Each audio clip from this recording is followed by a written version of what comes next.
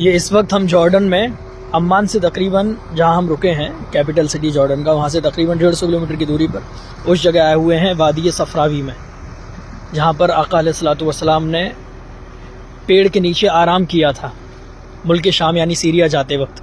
ये चारों तरफ रेगिस्तान, कहीं पर भी एक दरख्त का भी नामो निशान नहीं, हल्की फुल्की जो रेगिस्तानी घास होती है उसका वजूद है बस, बाकी ये हर तरफ रेगिस्तान है। अब सामने हम जो जा रहे हैं वहाँ वो दरख्त आने वाला है जहाँ सरकार अलैहिस्सलातु वस्सलाम ने आराम फरमाया था, और इस दरख्त को तकरीबन 1440 या 1450 साल गुजर गए, अब तक हरा भरा है।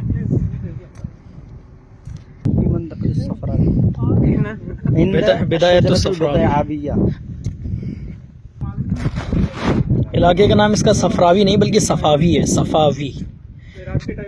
चारों तरफ रेत ही रेत है।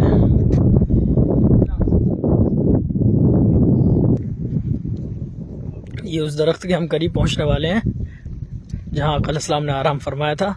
ये बोर्ड लगा हुआ है जिस पर अरबी में लिखा हुआ है मौक़अ शजरा अल मुबारका अल्लती इस्तज़ल्ल बिज़िल्लिहा रसूलुल्लाह सल्लल्लाहु अलैहि वसल्लम, the side of the tree of the prophet Muhammad सल्लल्लाहु अलैहि वसल्लम। अभी इसके अंदर हम जाएंगे और सामने शजर मुबारका।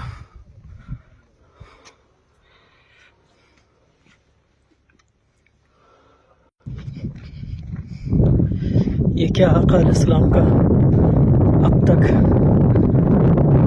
ज़ाहिर होने वाला वो अजीम मौजूदा, दरख्त पूरा हरा भरा खड़ा हुआ है। आसपास कई किलोमीटर तक ऐसे बड़े बड़े दरख्तों का वजूद नहीं है, हर तरफ रेगिस्तानी रेगिस्तान है। 20-20, 25-25 किलोमीटर तक कुछ अता पता नहीं है पेड़ों का।